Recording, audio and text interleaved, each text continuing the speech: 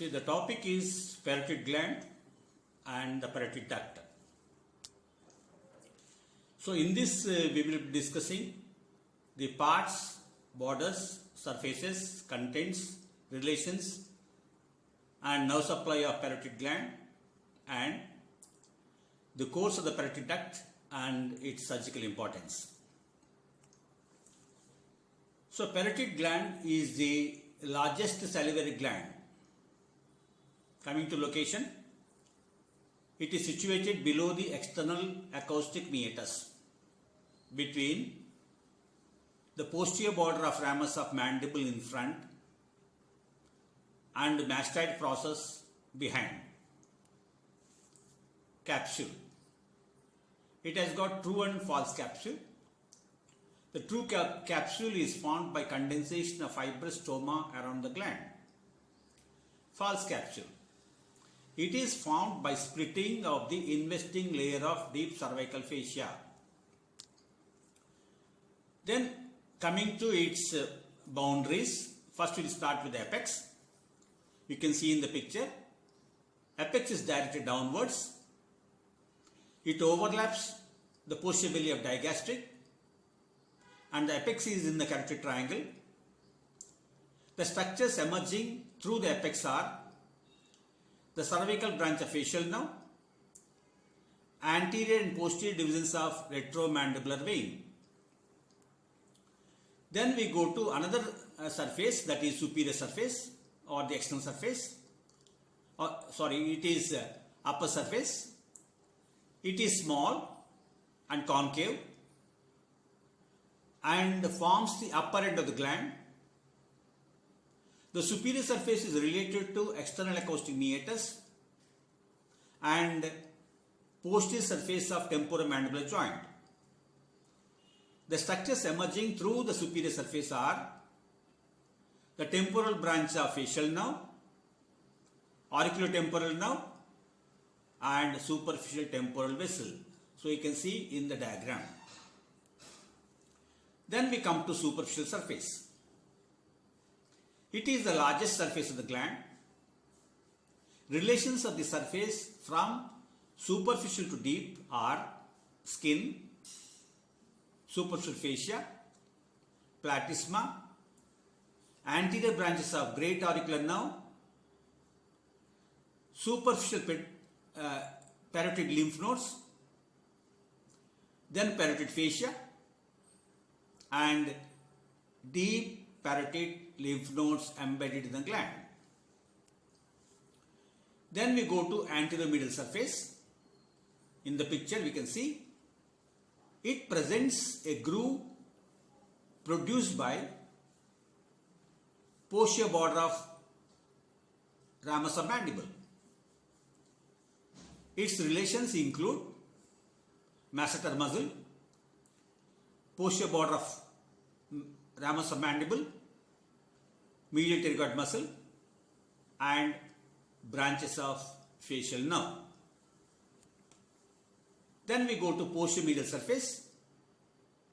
The relations of the surface are mastoid process, sternocleidomastoid muscle, posterior belly of digastric, styloid process and the attached structures and external carotid artery. Then we come to anterior border. Anterior border separate superficial surface from anteromedial surface. The structures emerging from this border above downwards are zygomatic branch of facial nerve, transverse facial vessels, upper buccal branch of facial nerve. Then the fourth is the parotid duct. You can see in the picture. Lower buccal branch of facial nerve and marginal mandibular branch of facial nerve. So these are the structures related to anterior border of parotid. Then what are posterior medial borders? You can see in the picture that posterior border separate superficial surface from posteromedial surface and it overlaps sternocleidomastoid muscle. Medial border separates anteromedial surface from the posteromedial surface, and the medial border is related to lateral wall of pharynx. Then coming to structures passing through parotid gland.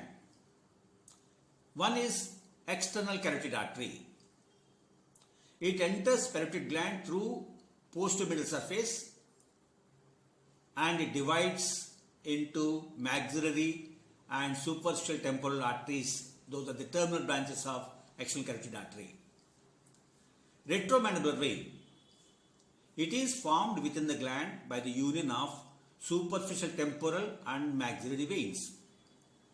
Then the third component is facial nerve, which is branches enter the gland through the posteromedial surface, and the facial nerve branches leave the gland through anteromedial surface. And the fourth structure passing or present is 2 or 3 parotid lymph nodes. And in this picture you can see the structures in the parotid gland.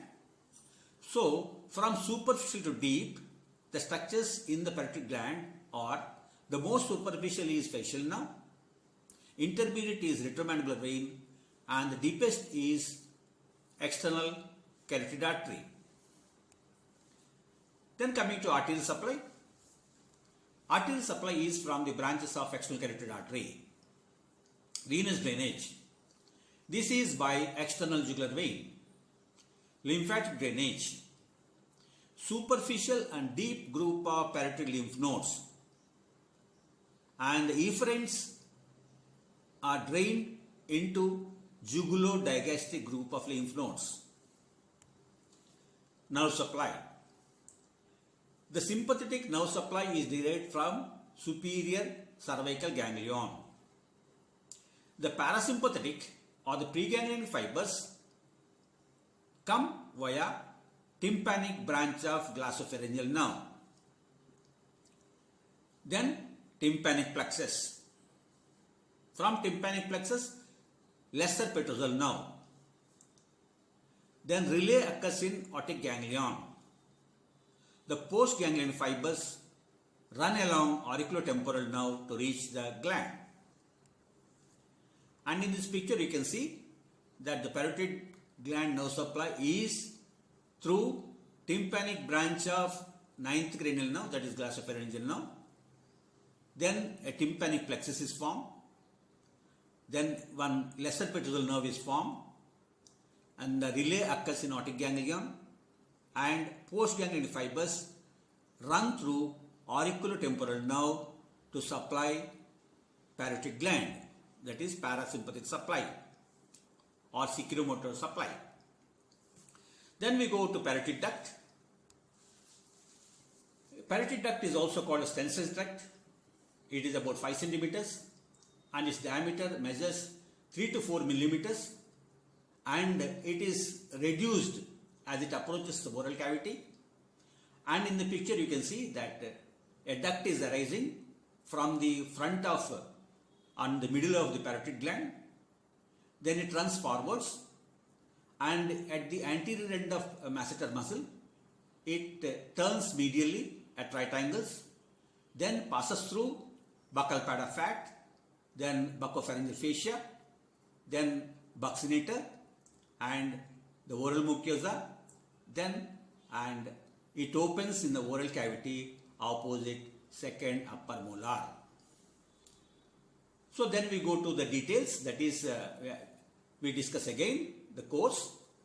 At the anterior border of masseter, it turns medially at right angles and pierces the following structures: buccal pad of fat, buccopharyngeal fascia, buccinator muscle. Then the duct runs obliquely forwards between buccinator and the oral mucosa. Then the duct turns medially and opens into the vestibule of the mouth on a small papilla opposite to the crown of upper second molar tooth.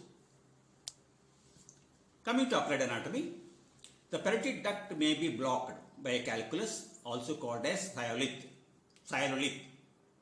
After blockage, there is pain in the parotid gland which worsens by eating. In mumps, the parotid duct can be inflamed. Ciliography. Ciliography is a technique by which a radiopaque fluid is injected into the duct of the parotid gland, followed by a radiograph of the parotid gland. Then we go to explain the anatomical basis of Fraze syndrome. What is Fraze syndrome?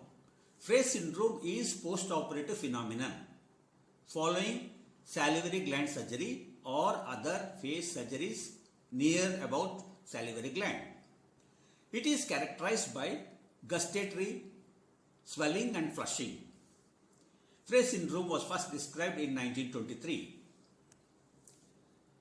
Fraze syndrome is due to aberrant reinnervation of postganglionic parasympathetic neurons to nearby denervated sweat glands and cutaneous blood vessels. Normally, sympathetic innervation is responsible for sweating and flushing, but it is now controlled by postganglionic parasympathetic fibers. Mastication releases acetylcholine from parasympathetic nerve endings and induces sweating and flushing. Diagnosis.